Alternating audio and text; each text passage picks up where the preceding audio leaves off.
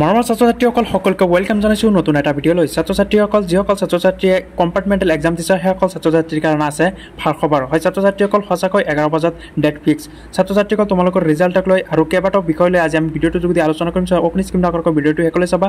যদি চেনেলটোত কোনোবা নতুনকৈ ভিজিট কৰিছে তেন্তে চেনেলটো ছাবস্ক্ৰাইব কৰি ৰাখিবা, কিয়নো এইটো চেনেলৰ যোগেদি তোমালোকক মেট্ৰিক তথা এইচএছৰ খবৰসমূহ সময়মতে উপস্থাপন কৰা হয়।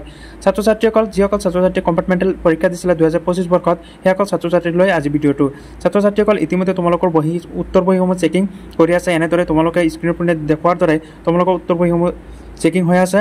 আৰু বহু ছাত্ৰ-ছাত্ৰীয়ে কুৱেশ্যন কৰিছিলে যে ছাৰ ৰিজাল্ট কেতিয়া দিব। ইতিমধ্যে যিহেতু এইচএছ ৰিচেকিঙৰ ৰিজাল্ট প্ৰকাশ পাইছে, তাৰপিছতে বহু ছাত্ৰ-ছাত্ৰীয়ে প্ৰশ্ন কৰি আছে যে আমাৰ ৰিজাল্ট কেতিয়া দিব। হয় ছাত্ৰ-ছাত্ৰীসকল তোমালোকে যিটো কুৱেশ্যন কৰি আছা যে তোমালোকৰ ৰিজাল্ট কেতিয়া দিব, ইতিমধ্যে তোমালোকৰ যেতিয়া এক্সাম দিছিলা তাৰ আগতে তোমালোকৰ ৰুটিন যেতিয়া দিছিলে তাৰ আগতে কৈছিলে যে অতি শীঘ্ৰে তোমালোকৰ এক্সামটো পাতি তাৰপিছতে তোমালোকৰ ৰিজাল্ট দি দিব। চ' ছাত্ৰ-ছাত্ৰীসকল তোমালোকৰ সেৱা বা ASSEB যিটো অফিচিয়েল বৰ্ড আছে সেইটো বৰ্ডত তোমালোকক এতিয়ালৈকে ৰিজাল্টৰ ডেট উল্লেখ কৰিছে নে নাই বহু ছাত্ৰ-ছাত্ৰীয়ে প্ৰশ্ন কৰে। চ' ছাত্ৰ-ছাত্ৰীসকল তোমালোকৰ ৰিজাল্ট অতি শীঘ্ৰে পাব্লিছ কৰিব।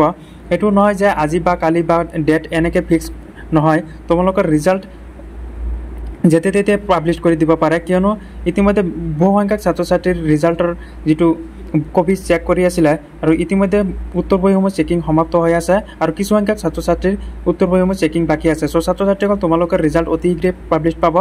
দিনৰ 11 বজাতে তোমালোকৰ ৰিজাল্ট পাব্লিছ পাব। চ' ছাত্ৰ-ছাত্ৰীসকল আজি ভিডিঅ'টো এইটোৱে আছিলে।